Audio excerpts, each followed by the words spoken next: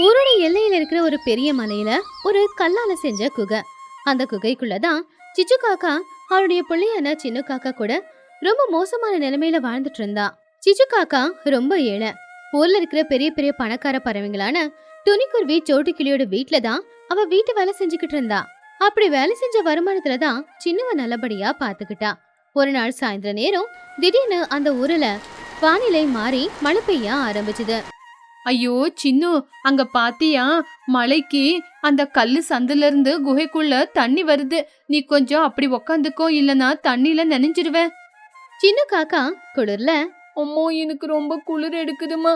இன்னும் எவ்வளவு நாளுன்னு நம்ம இதே வீட்டுக்குள்ள கஷ்டப்படணும்? அந்த மகி ஆண்டி லூசி ஆண்டி வீட்டுக்கு நீ வேலைக்கு போறல, அவங்க இன்னும் உனக்கு சம்பளத்தை அதிகமாக்கி கொடுக்கலையா? சிச்சு காக்கா கவலையா கண்ணுல கண்ணீரோட, இல்லப்பா, அவங்க பணக்காரங்க இல்லையா, அதனாலதான் நம்ம கையில தேவையான அளவுக்கு வேலைய வாங்க வச்சுக்கிட்டு அவங்க காலுக்கு அடியில போட்டு நம்மள மிதிக்கிறாங்க. இருந்தாலும் எப்படியாவது உன்னை கஷ்டப்பட்டு படிக்க வச்சு ஆளாக்கணும்ன்ற ஒரே ஒரு காரணத்துக்காக இந்த கஷ்டத்தெல்லாம் தாங்கிக்கிட்டு அவங்க கை கீழே வேலை செய்யறேன். சின்ன காக்கா கோவமா, அம்மா இன்னும் எவ்வளவு நாளுக்குமா நீங்க அவங்க கிட்ட கை கடியில வேலை செய்யறது?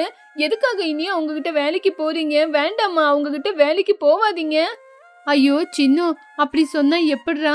அவங்க கிட்ட வேலைக்கு போலனா நம்மளாவது எப்படிதான் பணத்தை சம்பாதிக்கிறது அப்படின்னு வெளியில பார்த்து, சின்னு பாத்தியா இந்த குகைக்குள்ள எவ்வளவு தண்ணி வந்துருச்சுன்னு?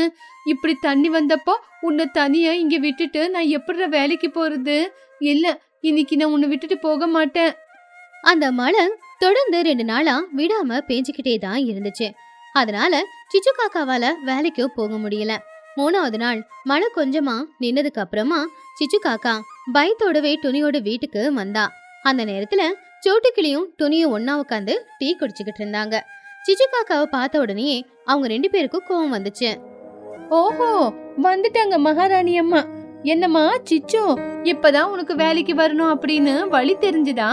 உனக்கு தேவை இருக்கும்போது வர்றதுக்கும் தேவையில்லாதப்ப போறதுக்கும் நாங்க என்ன சத்திரம் கட்டி வச்சுட்டு உனக்கு ஃப்ரீயாவா வேலை செய்ய விடுறோம்? சிச்சு காக்கா கைய கட்டிக்கிட்டு ரொம்பவும் பயந்து போய், ஐயோ அம்மா, என்ன மன்னிச்சிடுங்க.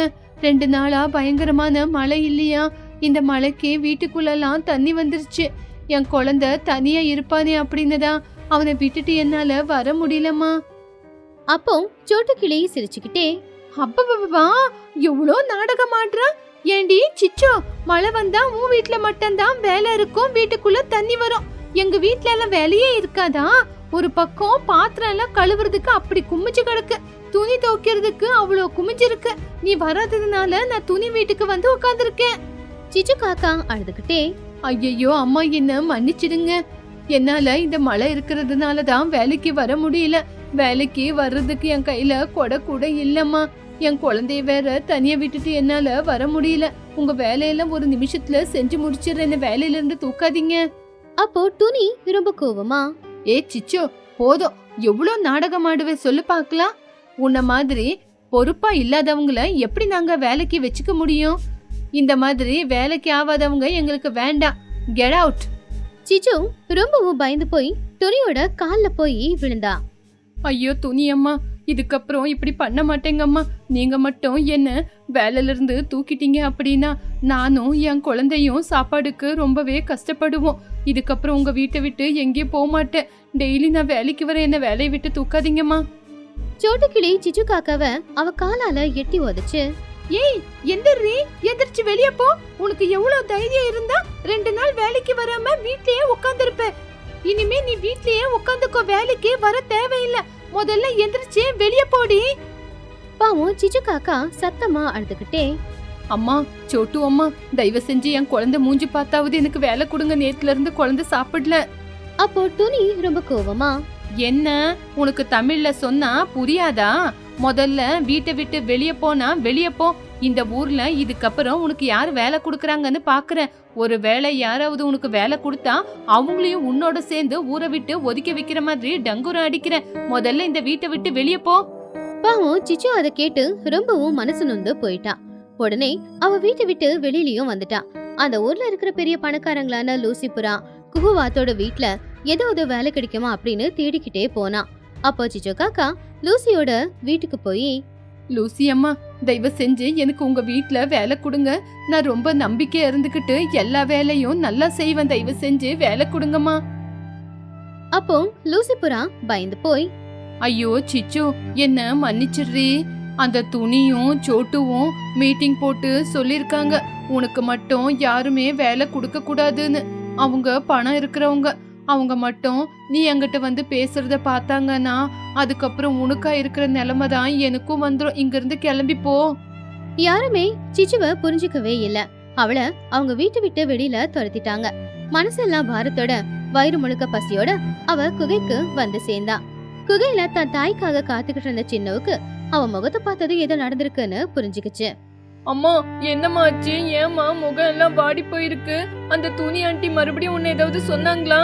சிச்சு காக்கா சின்ன காக்காவை கட்டி பிடிச்சுக்கிட்டு அழுதுகிட்டே, ஐயோ சின்னு, அந்த துணியும் சோட்டும் 2 பேரும் சேர்ந்து முந்தா நேத்து நான் வேலைக்கு போலேன்னு என்ன வேலையை விட்டு தூக்கிட்டாங்கப்பா. அது மட்டும் இல்ல, எனக்கு யாருமே வேலை கொடுக்க கூடாதுன்னு ஊரு முழுக்க டங்குரா அடிச்சு வச்சிருக்காங்க. யாருமே எனக்கு வேலை கொடுக்க மாட்டாங்க. அப்போ சின்ன காக்கா கண்ணு தொடச்சுக்கிட்டு அவனுடைய அம்மா கிட்ட, அம்மா அழுவாதீங்கம்மா, அந்த துணி ஆண்டி சோட்டு ஆண்டி உங்களுக்கு வேலை கொடுக்கலன்னா என்னம்மா, உங்க கையில திறமை இருக்கு, ஏதாவது செஞ்சு பொழைச்சுக்கலாமா. தயவு செஞ்சு நீங்க மட்டும் அழுவாதீங்கம்மா, ஏதாவது ஒரு வழி கண்டிப்பா கிடைக்கும், தைரியமா இருங்கம்மா. புள்ள சமாதானப்படுத்ததுல சிச்சு காக்காவும் சமாதானமானா. இப்படியே இன்னும் 2 நாள் போச்சு. மறுபடியும் ஊருக்குள்ள மழை கொட்டு கொட்டுன்னு கொட்ட ஆரம்பிச்சுது. இடைவிடாம மழை பயங்கரமா பெஞ்சுக்கிட்டு இருக்கிறதுனால ஊர்ல நிறைய பாதிப்பு வந்துச்சு. பறவைங்க எல்லாரும் கஷ்டப்பட்டு வளர்த்த அந்த காய்கறி தோட்டம் எல்லாமே தண்ணி அதிகமானதுனால வீணா போச்சு. இப்போ ஊர்ல யாருக்குமே சமைக்கிறதுக்கு ஒரு தக்காளியோ ஒரு வெங்காயமோ கூட கிடைக்கிறது இல்ல. எல்லாரும் பக்கத்துல இருக்கிற பட்டணத்துக்கு போய் 5 மடங்கு அதிகமா விலையை கொடுத்துதான் காய்கறிய வாங்கிட்டு வந்துகிட்டு இருந்தாங்க. இப்படி இருக்கும்போது ஒரு நாள் மழை குறைஞ்ச நேரத்துல சின்ன காக்கா குகையை விட்டு வெளியில உட்காந்து ஏதோ யோசிச்சுக்கிட்டு இருந்தான். அப்ப சின்னு அவங்க அம்மாவை கூப்பிட்டு, அம்மா, சிச்சு அம்மா, ஒரு தடவை வெளியே வாங்கம்மா, உங்ககிட்ட ஒரு விஷயம் பேசணும். அப்போ சிச்சு காக்கா வெளியில வந்து, என்னடா பண்ணும், என்ன ஆச்சு? அம்மா, உங்களுக்கு ஒரு விஷயம் தெரியுமா? ஊருக்குள்ளெல்லாம் தண்ணி வந்து எல்லாரோட விளைச்சல் காய்கறி எல்லாம் நாசமாயிடுச்சுமா. 100 ரூபா கொடுத்து காய்கறி வாங்குற ஊர் ஜனங்க பட்டணத்துக்கு போய் 500 ரூபா கொடுத்து காய்கறிய வாங்கிட்டு வராங்க. அவங்க கிட்ட காசு இருக்கு, இங்க இல்லனாலும் எங்கேயாவது போய் வாங்கிக்குவாங்க. ஆனா நம்மள பாத்தியா 3 நாளா ஒண்ணுமே சாப்பிடாம உக்காந்து இருக்கோம். சின்னு உற்சாகமா, அதாம்மா நானும் சொல்றேன், அவங்க கிட்ட காய்கறி வாங்க காசு இருக்கிறதுனால பட்டணத்துக்கு போறாங்க. நம்ம கிட்ட தான் நிறைய இடம் இருக்குல்ல, காய்கறி விளைவிக்கலாமே. சிச்சு காக்கா ஆச்சரியமா, இடமா? நம்மளுக்கு இந்த குகையை தவிர வேற எங்கேயுமே இடம் இல்லையேடா. அம்மா, அதுதாம்மா நானும் சொல்றது, இந்த குகைக்குள்ள நம்மளுக்கு எவ்வளவு விசாலமான இடம் இருக்கு. அங்கங்க கல்லு சந்தில இருந்து தண்ணி வருது, அதே காய்கறிய விளைவிக்க தண்ணி போதும். அதே மாதிரி காலையில பளிச்சுன்னு சூரியனோட வெளிச்சம் இந்த குகைக்குள்ளேயே படுது, அதனால காய்கறிக்கும் சூரியனோட வெளிச்சம் கிடைக்கும். அதுக்கப்புறம் காட்டுல இருந்து கொஞ்சம் மண்ணை கொண்டு வந்து போட்டு காய்கறிய விளைவிக்கலாம். மழை தண்ணி அதிகமா வந்தாலும் நம்மளோட விளைச்சலுக்கு எந்த ஒரு பிரச்சனையும் வராதுமா. அப்போ சிச்சு காக்கா ஆச்சரியமாவும் சந்தோஷமாவும், ஆமாப்பா சின்னு, நீ சொல்றது நல்ல ஐடியா தான். இந்த குகைக்குள்ள காய்கறிய விளைவிக்கிறதுனால வெயிலுக்கும் வாடி போகாது, மழை வந்தாலும் அடிச்சுக்கிட்டு போவாது. சரி, நான் கொஞ்சம் துணிகிட்ட வேலை செய்யும் போது விதைங்களை கொஞ்சம் எடுத்து வச்சிருக்கேன். நம்ம போய் மண்ணை கொண்டு வந்து இப்பவே நம்ம காய்கறி விளைவிக்க ஆரம்பிக்கலாம். அம்மா புள்ள 2 பேருமே கஷ்டப்பட்டு ஆத்தங்கரைக்கு போய் அங்க இருக்கிற மண்ணை கொண்டு வந்து குகைக்குள்ளேயே செடி நடுறதுக்கு தேவையான அளவுக்கு மண்ணை போட்டுக்கிட்டாங்க. அதுல விதைகளை தூவி தினமும் காலையில சாயந்தரம்னு 2 நேரம் தண்ணியும் போட்டுக்கிட்டு இருந்தாங்க. அப்படி அந்த விதைகளை நல்லபடியா பாத்துக்கிட்டாங்க. நாட்களும் போச்சு. மழை பெஞ்சு ஊருக்குள்ள வெள்ளமா ஓடினாலும் குகைக்குள்ள இருக்கிற அவங்க சின்ன வயலுக்கு எந்த ஒரு பாதிப்பும் இருக்கல.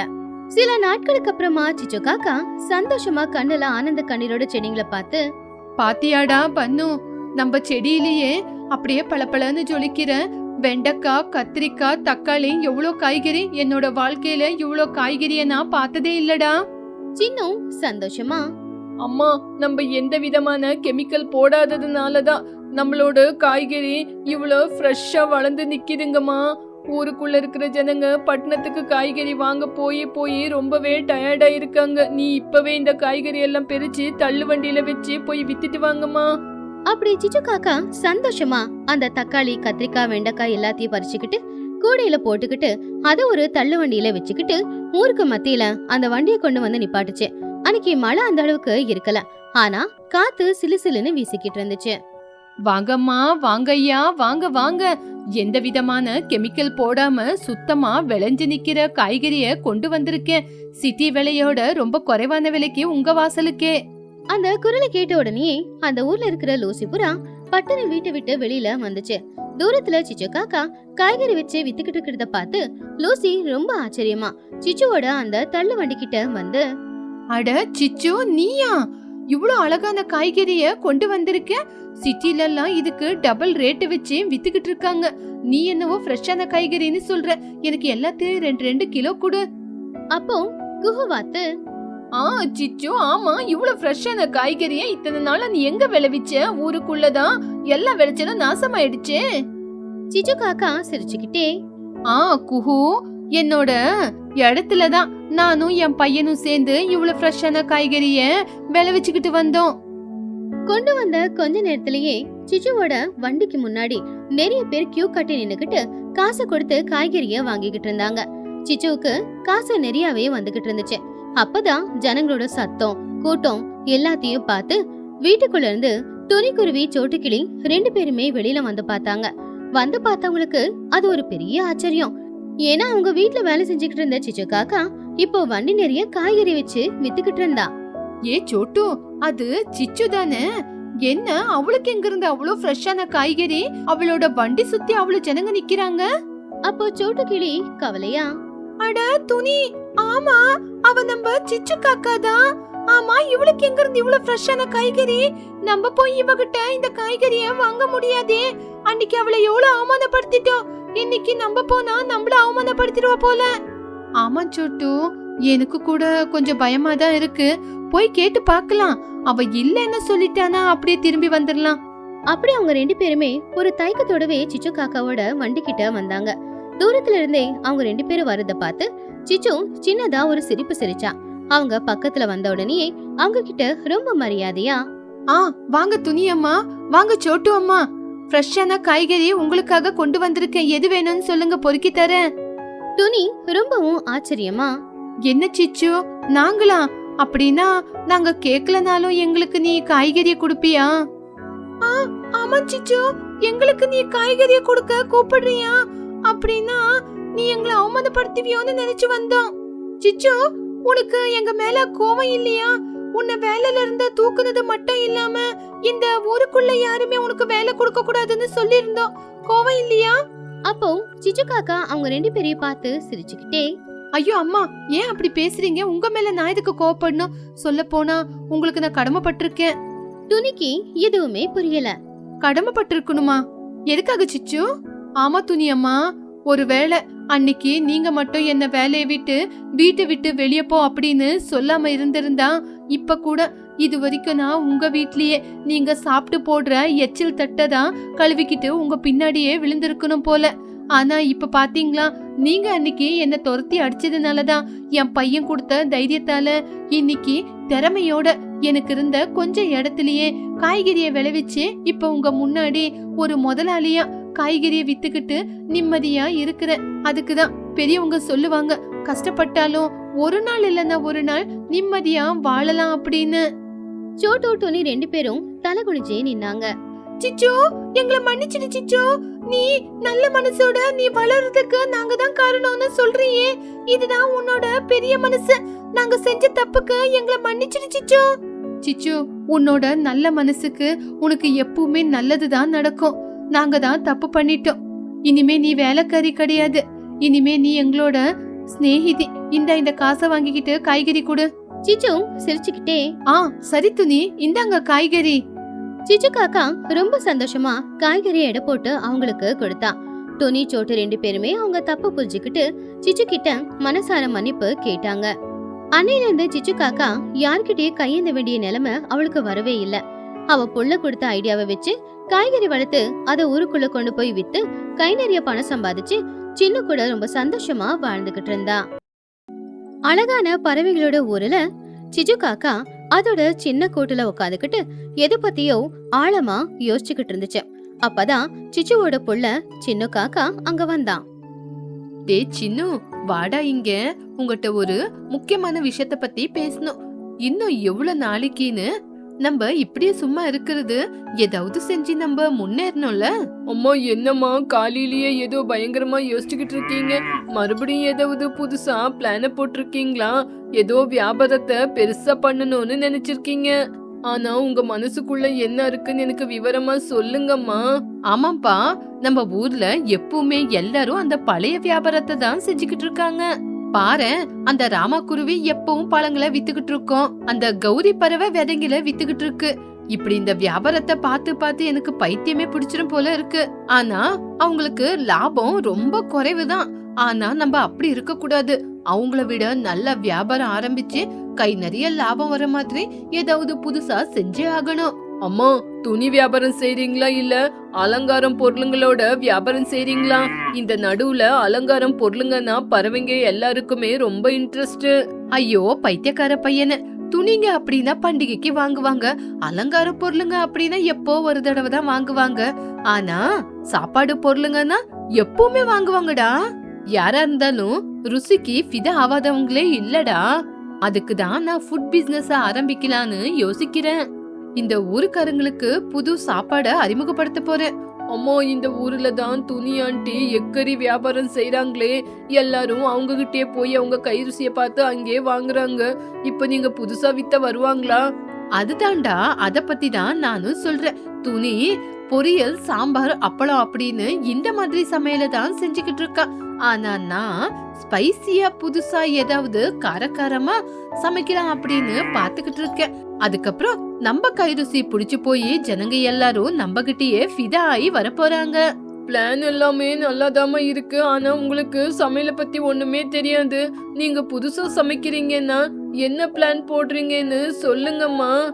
அதுதான்டா எனக்கும் தெரியல. அதுக்குதான் நான் ஒரு முடிவு எடுத்திருக்கேன். ஊருக்குள்ள போய் சர்வே பண்ண போறேன். ஊரு ஜனங்களுக்கு என்ன பிடிக்கும் என்ன பிடிக்காதுன்னு கரெக்டா தெரிஞ்சுக்க போறேன். அதுக்கப்புறம் அவங்க விருப்பப்படியே அவங்களுக்கு பிடிச்சத சமைச்சு வியாபாரம் பண்ணலான்னு இருக்கேன். அதுக்குதான் இப்போ ஊருக்குள்ள போறேன். சரி அம்மா, உங்களுக்கு ஆல் தி பெஸ்ட். நீங்க போய் சர்வே பண்ணிட்டு வாங்க. அதுக்குள்ள வியாபாரத்துக்கு என்ன பண்றதுன்னு நானும் யோசிக்கிறேன். அப்படியே சிச்சு காக்கா ஊருக்கு மத்தியில இருக்கிற ஒரு ஆலமரத்துக்கு கீழே போய் நின்னு அங்க சுத்தி இருக்கிற அத்தனை பறவைகளையும் சத்தம் போட்டு அந்த மரத்துக்கு கீழே வர சொல்லி சொல்லுச்சு. இங்க பாருங்க பறவைங்களே, ஒரு 5 நிமிஷம் உங்க வேலையெல்லாம் அப்படியே விட்டுட்டு இங்க வாங்க. உங்களுக்கு ஒரு முக்கியமான விஷயத்த பத்தி நான் சொல்ல போறேன். என்ன சிச்சு, காலையிலேயே மீட்டிங்னு ஆரம்பிச்சுட்ட. இதனால உனக்கு ஏதாவது வேலை நடக்க போகுதா சிச்சு? ஐயோ ஒண்ணு இல்ல பாப்பண்ணா, நீங்க ஒவ்வொரு நாளும் பருப்பு சாதம் பொரியல்னு இதே சாப்பிட்டு சாப்பிட்டு உங்களுக்கு போர் அடிக்குதுல்ல. அதனாலதான் உங்களுக்காகவே பிரம்மாண்டமான புதுசா ஒரு ஃபுட் ஷாப்பை ஓபன் பண்ணலாம் அப்படின்னு யோசிச்சுக்கிட்டு இருக்கேன். புதுசா உங்களுக்கு எந்த சமையல சாப்பிடணும், உங்க எல்லாரோட ருசி என்ன அப்படின்னு நீங்க சொல்லிட்டீங்கன்னா உங்களுக்காக டெய்லி ஃப்ரெஷ்ஷா நான் செஞ்சு கொடுப்பேனே. அதுக்கு அந்த கொக்கு, சிச்சு, நீ கேட்டதுனால இந்த விஷயத்த நான் உங்ககிட்ட சொல்றேன். போன வாரம் வெளிநாட்டுல இருந்து சில பறவைங்க நம்ம ஊருக்கு வந்துச்சுங்கல்ல. அவங்க ஏதோ நூடுல்ஸ்னு சொன்னாங்க. அது அப்படியே வெள்ளையா நூலு மாதிரி தொங்குமாமே. அது சுட சுட சாப்பிட்டா ருசியா இருக்குமா? நீ எங்களுக்காக அதையே செஞ்சு கொடு. அப்போ சிச்சு காக்கா ரொம்ப ஆச்சரியமா, நூடுல்ஸா? சீச்சி, அது எங்க இருந்து நல்லா இருக்க போகுது? அப்படியே நூலு மாதிரி வெள்ளையா இருக்குமாமே. அதெல்லாம் நம்ம சாப்பிடுற பொருளா? அதுவும் இல்லாம அத ஸ்பூன்ல சாப்பிடுவாங்களாமே. ஸ்பூன்ல சாப்பிடுறதுக்கு நம்மளால முடியுமா? நம்ம சாப்பிடுற மாதிரி ஏதாவது புதுசா சொல்லுங்க பாக்கலாம். சிச்சு, முந்தா நேத்து நான் பட்டணத்துக்கு போயிருந்தேனா, அங்க ஏதோ பாவு பாஜி அம்மா, பிரெட்டுக்கு நடுவுல அது என்னவோ பந்து மாதிரி வச்சு வெள்ளை வெள்ளையா குடுக்கறாங்களாம். அது ருசியும் நல்லா இருக்குமா, செய்யறது கூட ரொம்ப ஈஸியா, செலவு கூட ரொம்ப குறைவுதானா. அத செஞ்சு கொடுத்தா சாப்பிட மாட்டுமா? அத கேட்டு சிச்சு காக்கா, என்ன நீ பிரெட்ன்ற பாலுன்ற வடப்பாவும் சொல்ற? அதெல்லாம் நம்ம ஊரு பறவைங்களுக்கு செட் ஆகுமா? நீங்க சொல்ற பந்து பாலெல்லாம் என்னால செய்ய முடியாது. அது செய்யறதுக்கும் எனக்கு தெரியாது. வேற என்ன செய்யறதுன்னு யாருக்கிட்டயாவது போய் கேட்டு பாக்குறேன். சிச்சு காக்காவுக்கு அவங்க கொடுத்த ஐடியா பிடிக்காம கோவமா அங்கிருந்து வீட்டுக்கு போய்கிட்டு இருந்தா. அப்படி அவ யோசிச்சுக்கிட்டே போய்கிட்டு இருக்கும்போது மரத்துக்கு கீழே புஜ்ஜி குருவியும் பன்னு கிளியும் உட்காந்துக்கிட்டு ஏதோ பேசிக்கிட்டு இருந்தாங்க. புஜ்ஜி குருவியும் அவளுடைய நண்பனான பன்னு கிளியும் அடிக்கடி அவங்க அப்பா அம்மா கூட சேர்ந்து பக்கத்துல இருக்கிற பட்டணத்துக்கு போயிட்டு வந்துகிட்டு இருப்பாங்க. சிச்சு அவங்கள பார்த்ததும், இந்த பசங்க தானே எப்ப பார்த்தாலும் டவுனுக்கு போயிட்டு போயிட்டு வராங்க. அங்க எந்த மாதிரி ஃபுட்ட ஜனங்க விரும்பி சாப்பிடுறாங்க அப்படின்னு இவங்களுக்கு தானே தெரியும். கள்ளங்கபடம் இல்லாத மனசு. பசங்க கிட்ட கேட்டா எல்லாமே தெரியும். புஜ்ஜி, பன்னு, கொஞ்சம் இப்படி வரீங்களா? உங்களால எனக்கு ஒரு வேலையாகணும். அப்போ புஜ்ஜி குருவி, ஆண்டி சொல்லுங்க ஆண்டி, எங்களை கூப்பிட்டீங்களா? என்னத்துக்கு கூப்பிட்டீங்க ஆண்டி? எங்களால ஏதாவது வேலையாகணுமா? சொல்லுங்க ஆண்டி. அது ஒண்ணு இல்லம்மா புஜ்ஜி மகளே. அது என்னன்னா, நீங்க தானே டெய்லி டவுனுக்கு போயிட்டு வரீங்க. டவுனு பறவைங்க என்னத்த விரும்பி சாப்பிடுறாங்க, நம்ம ஊர்ல என்ன ஃபுட்டு செஞ்சா வியாபாரமாகும்னு நீங்க சொன்னா நான் அதையே தொடங்கலான்னு இருக்கேன். அப்படி புஜ்ஜி குருவி ரொம்ப உற்சாகமா, வாவ் ஆண்டி, நீங்க புதுசா இந்த ஊர்ல கடை ஆரம்பிக்க போறீங்களா? ரொம்ப நல்ல ஆண்டி. அப்படின்னா நீங்க பாவ் பாஜி பிசினஸ் ஆரம்பிங்க ஆண்டி. பாவ் பாஜினா எல்லாருக்கும் ரொம்ப பிடிக்கும். எல்லாரும் ரொம்ப இஷ்டப்பட்டு சாப்பிடுவாங்க. சிச்சு காக்கா சந்தேகமா, அது என்ன பாவ் பாஜி பேரு கேக்குறதுக்கே விசித்திரமா இருக்கு. அது எனக்கு எப்படி செய்யறதுன்னு தெரியாது. நம்ம ஆளுங்க சாப்பிடுவாங்களா? அப்பா, பாவ் பாஜி அப்படின்னா வெறும் பேச்சு இல்ல ஆண்டி. அந்த பாவ் பாஜிய தான் எல்லா ஜனங்களும் இஷ்டப்பட்டு சாப்பிடுறாங்க. எனக்கு அது பேரு சொல்லும் போதே வாயில எச்சில் ஊறுது. அப்படியே வானச்சட்டி வச்சு உருளைக்கிழங்கு, பட்டாணி, அதுக்கப்புறம் பச்சை மிளகாய் இதெல்லாம் போட்டு ஒரு தொக்கு பண்ணுவாங்க. அந்த தொக்கு நல்லா காட்டா இருக்கும் ஆண்டி. ஆமா ஆண்டி, அந்த தொக்கு அப்படியே ஸ்பைசியா ரொம்ப காரகாரமா இருக்கும். அதுக்கப்புறம் அதுல இருக்கிற ஸ்பெஷல் என்னன்னா பட்டரை போடுவாங்க. அந்த பட்டரு கரைஞ்சி அதோட ஸ்மெல் வரும்போது அப்பப்பா அதோட ருசிக்கு யாரா இருந்தாலும் மயங்கி போய் ஓடி போய் அந்த பாவ் பாஜிய சாப்பிடுவாங்க. வீட்டுக்குள்ள யாராவது உக்காந்தவங்க கூட அந்த ஸ்மெல்லுக்கு ஓடோடி வந்து சாப்பிடுவாங்க ஆண்டி. அது மட்டுமே இல்ல ஆண்டி, நல்ல மெதுவா இருக்கிற 2 பிரெட் எடுத்து அதுக்கு பட்டர் போட்டு தவால சூடு பண்ணி அதுக்கு நடுவுல இந்த மசாலா தொக்க வச்சு அதுக்கு மேல வெங்காயம், தக்காளி, எலுமிச்சம்பழம் போட்டு பிழிஞ்சு சாப்பிட்டா அப்பப்பா அதோட ருசிக்கு ஜனங்களே மயங்கிடுவாங்க. நீங்க மட்டும் நம்ம ஊர்ல இந்த பிசினஸ் ஆரம்பிச்சீங்கன்னு வச்சுக்கோங்க, அதுக்கப்புறம் லாபத்தை அள்ளிரலாம் ஆண்டி. அது கேட்டு சிச்சுவுக்கு ரொம்பவும் சந்தோஷமாச்சு. உண்மைதான் பசங்களா, நீங்க சொல்லும் போதே எனக்கு வாயில எச்சில் ஊறுது. நான் பிசினஸ் ஆரம்பிச்சா எவ்வளவு பேரு வந்து சாப்பிடுவாங்க. உங்களால எனக்கு ஒரு பிசினஸ் கிடைச்சது. கண்டிப்பா இந்த ஊர்ல இந்த பிசினஸ் நான் ஆரம்பிக்க தான் போறேன். ஆண்டி, எப்ப ஆண்டி பிசினஸ் ஆரம்பிக்குவீங்க? நாங்களும் வந்து சாப்பிடலாம்ல? நாளைக்கே வியாபாரத்தை ஆரம்பிக்கிறேன் பசங்களே. பசங்க 2 பேரும் சொன்னதை கேட்டு சிச்சு காக்கா ரொம்பவும் உற்சாகமா சந்தோஷமா அங்கிருந்து வீட்டுக்கு போச்சு. அவருடைய பிள்ளையான சின்னவ வெளியில வர சொல்லி அவன்கிட்ட உற்சாகமா, டே பன்னு, பன்னு வாடா வெளிய. அந்த புஜ்ஜி பாப்பா கடவுள் மாதிரி நம்மளுக்கு ஒரு நல்ல வழிய காட்டிருக்காடா. வாடா வெளிய. என்னம்மா, என்ன ஆச்சு? எதுக்காக அப்படி கத்துறீங்க? அந்த பசங்க என்ன ஐடியா கொடுத்தாங்கம்மா? இந்த ஊர்ல யாருக்குமே தெரியாத மாதிரி ஒரு அற்புதமான பிசினஸ் நம்ம ஆரம்பிக்க போறோம். அதுதான் பாவ் பாஜி. நாளைக்கே நம்ம டவுனுக்கு போய் பாவ் பாஜி செய்யறதுக்கு ஒரு பெரிய தவா, அதுக்கப்புறம் பிரெட், விதவிதமான காய்கறிங்க, பட்டாணி, அதுக்கப்புறம் முக்கியமா பட்டர், எவ்வளவு காஸ்ட்லி ஆனாலும் கொண்டு வந்து வியாபாரத்தை ஆரம்பிக்கிறோம். சரிங்கம்மா, உங்களோட சந்தோஷத்தை பார்க்கும்போது எனக்கும் வியாபாரத்தை ஆரம்பிக்கணும்னு இருக்கு. நாளைக்கே டவுனுக்கு போய் எல்லாமே வாங்கிட்டு வந்துடலாமா? அம்மா புள்ள 2 பேருமே அடுத்த நாள் காலையிலேயே நினைச்ச மாதிரி சிட்டிக்கு போய் பாவ் பாஜி செய்யறதுக்கு தேவையான பன்னு, அப்புறம் வெண்ணெய், காய்கறி, மணமணக்கிறதுக்கு நல்ல ஸ்பைசஸ், மசாலா பொருட்கள் எல்லாத்தையும் வாங்கிட்டு வந்தாங்க. அடுத்த நாள் காலையில ஊருக்கு மத்தியில அவங்க ஒரு கடையை ஏற்பாடு பண்ணாங்க. அந்த கடைக்கு சிச்சு காக்கா ஸ்பெஷல் பாவ் பாஜி அப்படின்னு பெரிய போர்டு வச்சு பூக்களாலையும் இலைகளாலையும் அலங்காரம் எல்லாம் செஞ்சிருந்தாங்க. இப்போ கடை பாக்குறதுக்கே ரொம்ப அழகா இருந்துச்சு. அவ்வளவுதான், பெரிய அடுப்புல பெரிய தவா ஒண்ணு வச்சு அதுல பாவ்பாஜி செஞ்சுக்கிட்டு இருக்கும்போது அப்பதான் புஜ்ஜி பன்னு 2 பேருமே சிச்சு கடைக்கு வந்தாங்க.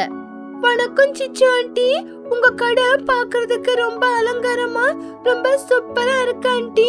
கடையை ஆரம்பிச்சிட்டீங்களா? ஆமா ஆண்டி, உங்க கடையை பார்க்கும்போது சிட்டில இருக்கிற கடை மாதிரியே இருக்கு. சிச்சு ரொம்ப பாசமா, வாங்க பசங்களா வாங்க, நீங்க வந்திருக்கிறது எனக்கு ரொம்பவே சந்தோஷம். உங்களாலதான் இந்த பிசினஸ் ஆரம்பிச்சிருக்கேன். ஆண்டி சீக்கிரமா எங்களுக்கு கொடுங்க ஆண்டி, ரொம்ப பசி எடுக்குது, பாவ் பாஜி சாப்பிடணும்னு வந்திருக்கோம். வாங்க புஜ்ஜி, வந்து இப்படி உட்காருங்க. நீங்க தான் என்னோட முதல் கஸ்டமர். உங்களுக்காக தான் வெண்ணெய் எல்லாம் போட்டு செஞ்சிருக்கேன், சாப்பிடுங்க. புஜ்ஜி பன்னு 2 பேருமே அந்த பாவ்பாஜிய வாங்கி சாப்பிட ஆரம்பிச்சாங்க. உண்மையிலேயே அந்த பாவ்பாஜி ரொம்ப டேஸ்டா தான் இருந்துச்சு. 2 பேரும் சாப்பிட்டுக்கிட்டு கண்ணை மூடிக்கிட்டு ரசிச்சுக்கிட்டு இருந்தாங்க. வாவ் ஆண்டி, சிட்டில கடலை செஞ்சு குடுக்கறதோட நீங்க ரொம்ப சூப்பரா செஞ்சிருக்கீங்க ஆண்டி. அதுலயும் அந்த வெண்ணெய் கரைஞ்சி வாயில விழும்போது அப்பப்பா, அதோட ருசியே தனி. ரொம்ப thanks aunty. Wow super aunty, உண்மையிலேயே உங்களோட பாவ் பாஜி ரொம்ப சூப்பரா இருக்கு. இன்னும் கொஞ்ச நாள்லயே இந்த ஊருக்குள்ள நீங்க ரொம்ப ஃபேமஸ் ஆக போறீங்க. ஊரு ஜனங்க எல்லாருமே வந்து சாப்பிட போறாங்க பாருங்க ஆண்டி.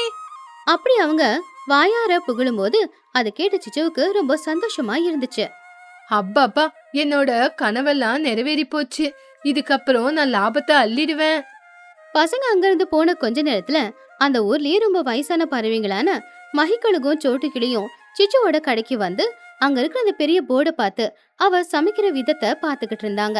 அப்போ மகிக்கழுகு சிச்சு காக்கா கிட்ட, என்னடி சிச்சு, ஏதோ புது கடைய ஆரம்பிச்சிருக்க, பேர் என்ன பாவ் பாஜியா? அத வாயில சொல்றதுக்கே வரல, ஏதேதோ புதுசா ஆரம்பிக்கிறாங்க. சிச்சு காக்கா அவங்க 2 பேருக்கிட்டயும் ரொம்ப மரியாதையா நடந்துக்கிட்டான்.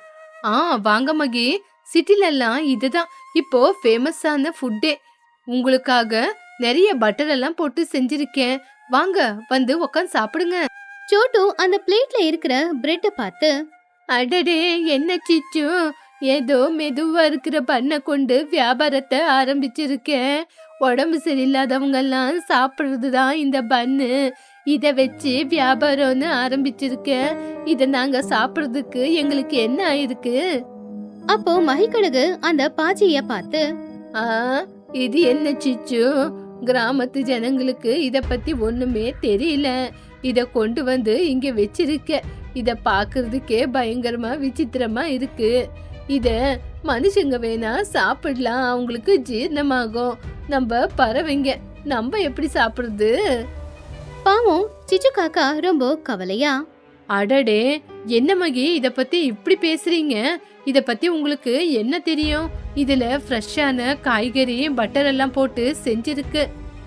பாக்குறதுக்கு அப்படி தெரிஞ்சாலும் ஒரு தடவை நீங்க ருசி பாருங்க.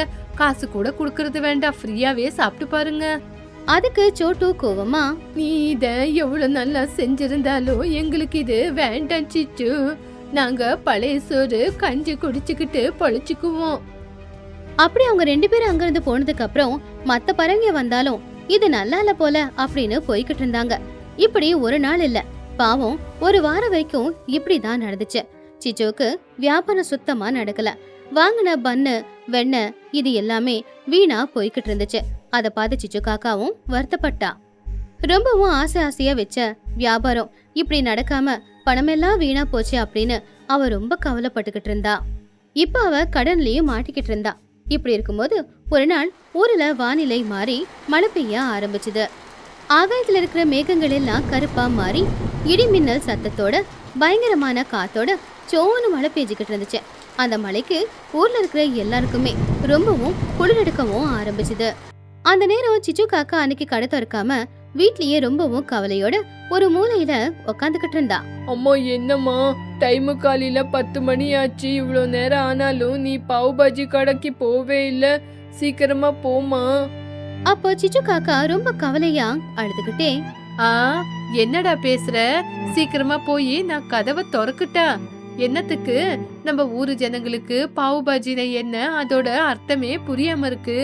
அப்படி இருக்கும்போது நான் போய் எதுக்காக கடையை திறந்து வியாபாரம் செய்யறேன் அப்படிங்கிற பேர்ல நஷ்டத்தை உண்டாக்கிக்கணும். வெயில் காலத்திலேயே யாருமே வரலையா, இப்ப மழை காலத்துல நம்ம பாவு பாஜி சாப்பிடறதுக்காக யாரு வருவா? யாரும் வர மாட்டாங்க, கடையும் திறக்கிறது வேண்டாம். சின்னு பொறுமையா அவங்க அம்மா கிட்ட வந்து, அம்மா நீங்க தப்பா புரிஞ்சிருக்கிறீங்கம்மா. ஜனங்க மனசு எப்பவுமே ஒரே மாதிரி இருக்காது. இன்னைக்கு எத்தனை பேரு வந்து உங்ககிட்ட பாவு பாஜியை செய்ய சொல்லி சாப்பிடுறாங்கன்னு பாருங்க. சிச்சு காக்கா ரொம்ப கோவமா, கிளைமேட் மாறிச்சுன்னா பேஷண்ட் சாப்பிடுற இந்த பிரெட்டை யாராவது சாப்பிடுவாங்களா? ஐயோ அம்மா நீங்க தப்பா புரிஞ்சிருக்கீங்க. நம்ம ஊரு பறவைங்களோட மனசு ஒரே மாதிரி இருக்காது, கண்டிப்பா மாறிடும். இந்த கொற்ற மழையில கண்டிப்பா எல்லாருக்கும் சுட சுட சாப்பிடணுமே தான் தோணுமே தவிர கஞ்சி சோறு சாப்பிடணும் அப்படின்னு யாருக்குமே தோணாதுமா. நீங்க போய் கடைய ஆரம்பிங்க. பாவு பாஜி அப்படின்னா ஸ்பைசியா காரமா தான் இருக்கும். நீ போய் கடைய திறந்து வைமா. அம்மா நீங்க சமையல ஆரம்பிச்சிருங்கம்மா. உங்க சமையலுக்கு எத்தனை ஜனங்க வந்து நிக்கிறாங்க பாருங்க. சீக்கிரமா போய் ஆரம்பிச்சிருங்க. புள்ள சொன்ன பேச்சுல இருக்கிற லாஜிக்கு சிச்சு காக்காவுக்கு புரிஞ்சுது. போனா போகுது, இதுதான் கடைசி முயற்சி, ஒரு தடவை முயற்சி பண்ணி பார்க்கலான்னு சிச்சு காக்காவும் மனசுக்குள்ள முடிவெடுத்தா. சிச்சு காக்கா தலைக்கு ஒரு கவரை போட்டுக்கிட்டு அவ கடைக்கு போனா. அவ கடைக்கு மேல ஒரு பெரிய தார்பாயை இழுத்து போட்டா, மழை தண்ணி விழாம இருக்கிறதுக்கு. அதுக்கப்புறம் அடுப்பு பத்த வச்சா. அந்த குளிருக்கு அடுப்பு பத்த வச்சதும் அந்த அனல் ரொம்ப இதமா தான் இருந்துச்சு. சிச்சு காக்கா அடுப்புல தவாவை வச்சு அதுல வெண்ணெய போட்டா. அதுக்கப்புறம் அதுல சின்னதா நறுக்குன வெங்காயம், அப்புறம் அவ ரெடி பண்ணிருக்கிற அந்த பாஜிய போட்டா. அவ்வளவுதான், அந்த அனல்ல நல்ல அந்த பாஜி சூடாயி மசாலா மனம் காத்துல பரவ ஆரம்பிச்சுது. அந்த பாஜியோட மனம் காத்து மூலமா எல்லாருடைய வீட்டுக்கும் போச்சு. அந்த வாசத்தை கண்டுபிடிச்ச புஜ்ஜி வீட்டுல இருக்கிற அவங்க அம்மாவையும் கூட்டிக்கிட்டு நேரா சிச்சு காக்காவோட கடைக்கிட்ட வந்தா. அம்மா, நான் தான் சொன்னேன்ல ஆண்டி பாவு பாஜி கடைய ஆரம்பிச்சிருக்காங்கன்னு. பாத்தீங்களா எவ்வளவு கமகமான வாசம் வந்துகிட்டு இருக்கு அப்படின்னு. அப்போ துணிக்குருவி அந்த வாசத்தை பார்த்து ரொம்பவும் சந்தோஷமா, ஆமா புஜ்ஜி, கொட்டுற மழைக்கு வீட்டுக்குள்ள சூடா உக்காந்துக்கலான்னு தோணும். ஆனா வெளியே வந்து இந்த ஸ்மெல்ல கேட்கும்போது உடனே பாவு பாஜிய சாப்பிடணும் அப்படின்னு தோணுது. எங்களுக்கும் சுட சுட பாவு பாஜியை போட்டு கொடுங்க, கொஞ்சம் சூடா இருக்கட்டும். சிச்சு காக்கா ரொம்பவும் சந்தோஷத்தோடவே 2 பேருக்கும் 2 பிளேட்ல பாவ் பாஜியை போட்டு கொடுத்து சாப்பிடுங்க அப்படின்னு சந்தோஷமா சொல்லுச்சு. அப்போ துணி புஜ்ஜி 2 பேருமே அந்த பாவ் பாஜியை சாப்பிட்டு பார்த்தாங்க. அதுல போட்டிருக்கிற வெண்ணெய், அந்த பன்னு, அந்த காய்கறி, அதே மாதிரி அதுல இருக்கிற அந்த மசாலா பொருட்களோட சுவை ரொம்பவும் நல்லா சேர்ந்து வந்துருந்துச்சு. அந்த குளிருக்கு சுட சுட பாவ் பாஜி சாப்பிடும்போது ரொம்ப இதமாவும் இருந்துச்சு. வாவ் சிச்சு, இத சாப்பிடும்போது தான் தெரியுது இதோட ருசி என்னன்னு. ஆனா இவ்வளோ நாளா ஊருக்குள்ள இருக்கிற பறவைங்க எல்லாம் உடம்பு சரியில்லாதவங்க சாப்பிட்ற பிரெட்டுன்னு சொல்லிட்டாங்க. அதனால தான் இவ்வளோ நாளா நான் வராமையே இருந்தேன். ஆனா இப்போ இதோட ருசி பார்க்கும்போது பயங்கரமா இருக்கு. செத்து போனவங்க கூட எந்திரிச்சு உக்காந்துருவாங்க. துணி புஜ்ஜி 2 பேரும் அந்த பாவ் பாஜியை சாப்பிட்டுட்டு அந்த சுவையை அவங்களால அடக்கி வச்சுக்க முடியல. அதனால ஊருக்குள்ள போய் எல்லா பறவைங்க கிட்டயும் அந்த பாவ் பாஜியை பத்தி பெருமையா பேசினாங்க. அதை கேட்டு ஊர்ல இருக்கிற அத்தனை பேருமே அந்த பாவ் பாஜியை சாப்பிட்றதுக்காக சிச்சு காக்காவோட கடைக்கு வர ஆரம்பிச்சாங்க. அடிக்கிற மழையில இருக்கிற குளிருக்கு அந்த மசாலா கலந்த சுட சுட பாவ் பாஜியை சாப்பிடும்போது எல்லாருக்குமே ரொம்பவும் பிடிச்சிருந்துச்சு. இதுல ஆச்சரியம் என்னன்னா, அடுத்த ஆட்களா வந்தது மகிக்கழுகும் சோட்டு கிளியும் தான். உண்மைதான் சிச்சு, இந்த பாவ் பாஜியோட ருசி நல்ல பயங்கரமா சூப்பரா இருக்கு. இதோட அருமை தெரியாம நான் அன்னைக்கு எதேதோ பேசிட்டேன். ஆனா இந்த குளிருக்கு இதை சாப்பிடும்போது இதோட ருசி சூப்பரா இருக்கு. எனக்கும் வீட்டுக்கு 2 பார்சல் கட்டி எங்க வீட்டுக்காரரு வீட்டுல இருக்காரு, அவருக்கும் குளிரும்ல. வேக வேகமா பிரெட்டை சூட் பண்றது, பாவ் பாஜியை கலக்கிறது, இது எல்லாத்தையும் ஃபில் பண்ணி எல்லாருக்கும் சாப்பிட கொடுக்கறது, இப்படின்னு சிச்சு காக்கா சின்ன காக்கா 2 பேருமே ரொம்பவும் பிஸி ஆயிட்டாங்க. எல்லா பறவைகளும் சாயந்தரம் ஆனா சிச்சுவோட கடைக்கு வந்துகிட்டு இருந்தாங்க. சிச்சு ரொம்பவும் ஆசைப்பட்டு ரொம்பவும் தைரியமா ஆரம்பிச்ச அந்த வியாபாரம் இப்ப அவளுக்கு லாபத்தை கொடுக்க ஆரம்பிச்சது. ஒரு தடவை தோல்வி அடைஞ்சிட்டோம் அப்படின்னு அவ துவண்டு போகாம தான் பிள்ளையோட பேச்சு கேட்டு மறுபடியும் ஒரு தடவை முயற்சி பண்ணலாம் அப்படின்னு நினைச்ச அந்த நினைப்பு தான், அந்த தைரியம் தான் இன்னைக்கு அவளுடைய வியாபாரத்தை ரொம்ப நல்லபடியா நடத்தி கை நிறைய பணத்தையும் சம்பாதிச்சு கொடுத்துருக்கு. சிச்சு காக்கா அதுக்கப்புறம் அவ வாழ்க்கையில ரொம்பவே சந்தோஷமா இருந்தா.